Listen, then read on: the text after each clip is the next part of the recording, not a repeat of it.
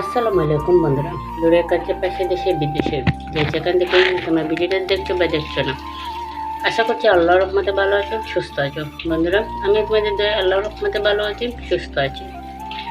তো এখানে আমি মিষ্টি কুমড়া রান্না করেছি, তো ভিডিওটা তোমাদের সাথে শেয়ার করলাম। বন্ধুরা, দেখতে থাকো, সঙ্গে থাকো, আশা করি ভালো লাগবে। তো এই যে দেখো, একটা আমি মিষ্টি কুমড়া নিয়েছি। মিষ্টি কুমড়াটা এখন আমি কেটে নিচ্ছি। ভিতরটা দেখো কি সুন্দর। তো মিষ্টি কুমড়াটা আমি প্রথমে ছিলে নেব। যারা আমার ভিডিওটা ক্লিক করেছে বন্ধুরা, প্লিজ সবাই ফলো ওয়াচ করবে। আর যদি তোমাদের কাছে আমার ভিডিও দেখে একটু কোথাও কোনো অংশ ভালো লাগে থাকে বন্ধুরা, তাহলে প্লিজ আমার ভিডিওটা তোমাদের বন্ধু বান্ধব আত্মীয় সবার কাছে শেয়ার করে দেবে। আর তোমাদের কাছে যদি আমার চ্যানেলটা সাবস্ক্রাইব করা না থাকে, তাহলে আমার চ্যানেলটা সাবস্ক্রাইব করে দেবে, পাশে থাকা অল বাটনটি চাপে দেবে, যাতে আমি ভিডিও ছাড়ার সাথে সাথে নোটিফিকেশনটা চলে যায় তোমাদের পাশে। তো মিষ্টি কুমড়াটা আমি চেলিয়ে নিচ্ছি। চেলটাগুলো আমি রেখে দেবো ভর্তা খাওয়ার জন্য। আর মিষ্টি কুমড়াটা আমি চেলিয়ে নিচ্ছি।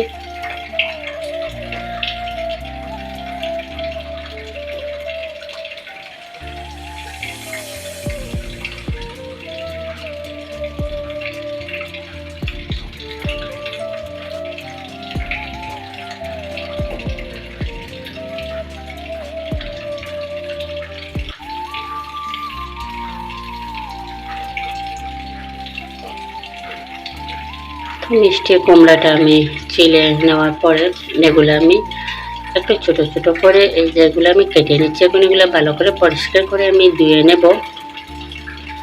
আর এখানে আমি মুরগির মাংস বের করেছি। মুরগির মাংসগুলো ভালো করে ধুয়ে পরিষ্কার করে রেখেছিলাম, পানি ঝরে গেছে। তারপরে এখানে আমি হলুদ গুঁড়া, মরিচ গুঁড়া, লবণ দিয়ে দিয়েছি। দিয়ে এগুলো আমি মেখে নিচ্ছি।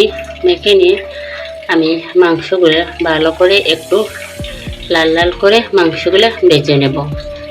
তো চুলার মধ্যে বসিয়ে দিচ্ছি তাওয়াটা দেখো আমার গরম হয়ে গেছে। তো এখন আমি তেল দিয়ে দিয়েছি। তো তেলটাও আমার গরম হচ্ছে।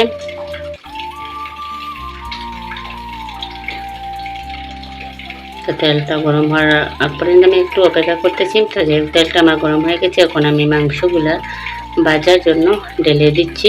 ঢেলে দিয়ে আমি মাংসগুলা ভেজে নেব। তো ঢেলে দিয়ে আমি একটু 50 সাইজের মাংসগুলা ছড়িয়ে দিচ্ছি, যাতে সবগুলা ভালো করে ঠিকঠাকভাবে ভাজা হয়।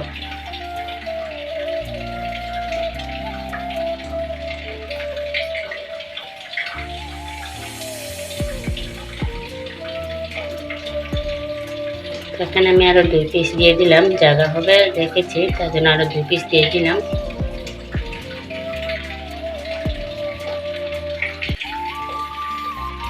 তো মাংসগুলো আমার এক পিঠ ভাজা হয়ে গেছে। আমি ব্যাক ক্যামেরাটা এক পিঠ উল্টে দিচ্ছি। দিয়ে আমি আরেকটু কড়া করে মাংসগুলো আমি ভেজে নিচ্ছি।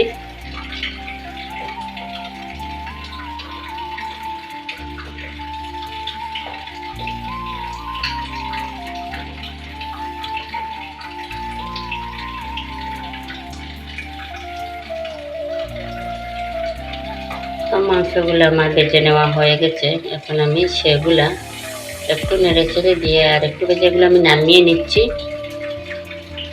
নামিয়ে নিয়ে একটা প্লেটের মধ্যে নিয়ে নিতেছি।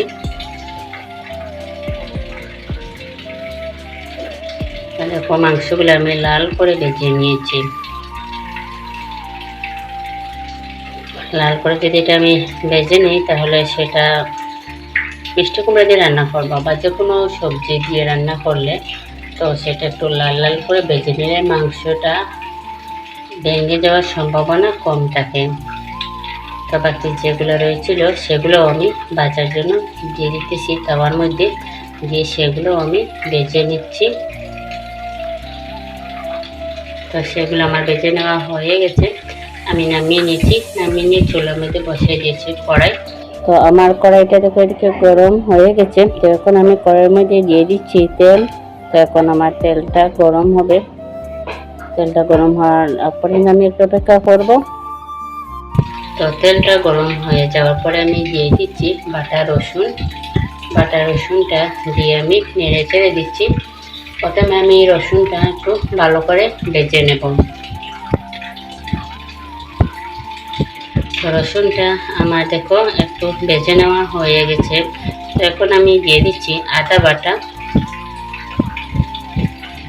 দিয়ে দিচ্ছি পেঁয়াজ বাটা, দিয়ে এগুলো আমি একটু নেড়ে ছেড়ে দেব।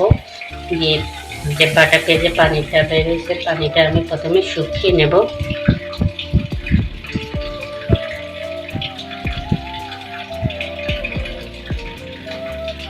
তো আমি মাংসে যে ভাজছিলাম তাওয়ার মধ্যে, যে তাওয়ার মধ্যে আমার তেলটা রয়েছে, তো সেই তেলগুলো আমি এই মশলার মধ্যে ঢেলে দিলাম।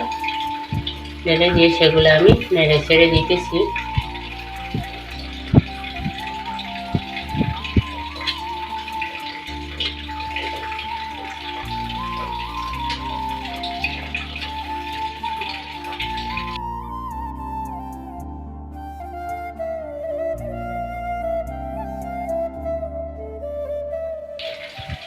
তো কিছুক্ষণ ভেজে নেওয়ার পরে যখন পেঁয়াজের পানিটা শুকিয়ে গেছে, তারপরে আমি দিয়ে দিচ্ছি আধা চামচ হলুদের গুঁড়া, 1 চামচ মরিচের গুঁড়া, আধা চামচ থেকে কম ধনের গুঁড়া দিয়ে আমি সেটা নেড়ে ছেড়ে দেবো। নেড়ে ছেড়ে দিয়ে মশলাগুলো আমি ভালো করে কষিয়ে নেব। যতক্ষণ পর্যন্ত আমার মশলাটা কষানো না হয় আমি এভাবে একটু নেড়ে ছেড়ে দেবো। নেড়ে ছেড়ে দিয়ে মশলাটা আমি কষিয়ে নেব। তো দেখো আমার মশলাটা কষানো হয়েছে, অনেকটা নিচ দিয়ে ধরেও যাচ্ছে, মশলাটা লাল হয়েছে। তার জন্য আমি দিয়ে দিচ্ছি সামান্য একটু পানি। পানি দিয়ে আমি মশলাগুলো আরও কিছুক্ষণ কষিয়ে নেব। তার একটু পানি দিয়ে আমি আমার কন্তিটা দিয়ে দিচ্ছি। তো এখানে আমার মশলাগুলো কষানো হোক।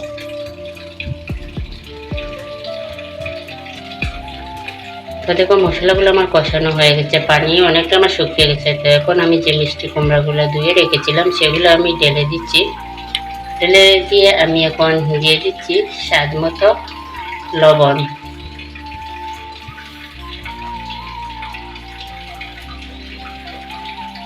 তো লবণটা দিয়ে আমি সেটা নেড়ে চেড়ে দিতেছি।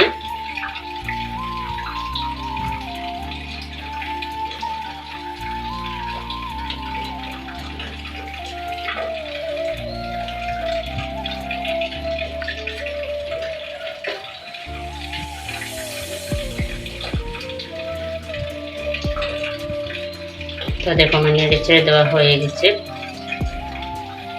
তো কিছুক্ষণ আমি মিষ্টি কুমড়াটা এভাবে কষিয়ে নিই বন্ধুরা। কষিয়ে নেওয়ার পরে যে মুরগির মাংসগুলো আমি ভেজে নামিয়ে রেখেছিলাম সেই মাংসগুলো আমি ঢেলে দিচ্ছি। মিষ্টি কুমড়ার সাথে মাংসগুলোও কষানো আমার হয়ে যাবে। প্রথমে কিছুটা মিষ্টি কুমড়াটা কষিয়ে নিয়েছি, তারপরে মাংস দিচ্ছি। তারপরে মাংসটা আর মিষ্টি কুমড়া দুটো একসাথে আবার কষিয়ে নিচ্ছি। আর এখানে দিয়ে দিচ্ছি মাংসের মশলা, আর দিয়ে দিয়েছি একটু পাঁচফোড়নের মশলার গুঁড়ো দিয়ে আমি সেগুলা নেড়ে ছেড়ে দিয়ে মাংস আর মিষ্টি কুমড়াটা ভালো করে আমি কষিয়ে নেব।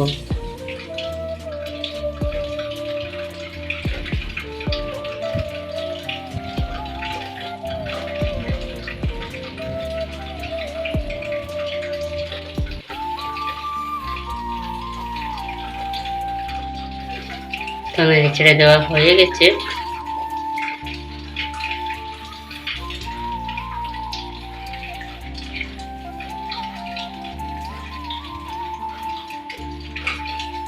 তো বন্ধুরা ব্যাক ক্যামেরায় আমি এভাবে কয়েকবার নেড়ে ছেড়ে দিয়েছি। নেড়ে ছেড়ে দিয়ে আমি মাংস মিষ্টি কুমড়াটা সিদ্ধ করে নিয়েছি। নেওয়ার পর এখন আমি অ্যাড করে দিচ্ছি পানি। পানি অ্যাড করে দিয়ে আমি সেটা নেড়ে ছেড়ে দেবো। নেড়ে ছেড়ে দিয়ে রান্না করে নেব।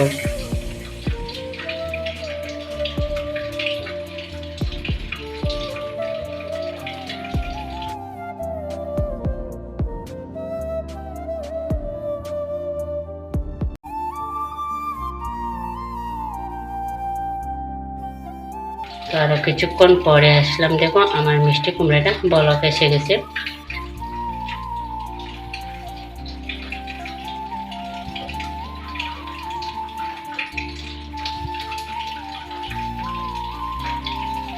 আরও কিছুক্ষণ পরে সেটা আমি নামিয়ে নিয়েছি। তো আমার মিষ্টি কুমড়াটা রান্না কমপ্লিট হয়ে গেছে বন্ধুরা। তো আজকে আমার ব্রয়লার মুরগি দিয়ে মিষ্টি কুমড়া রান্নার রেসিপি কীরকম হয়েছে অবশ্যই কমেন্ট করে জানাতে বলবে না। তো বন্ধুরা, সবাই ভালো থাকবে, সুস্থ থাকবে। আজকের মতো বিদায় নিচ্ছি। আবারও তোমাদের সাথে দেখা হবে কোনো নতুন একটি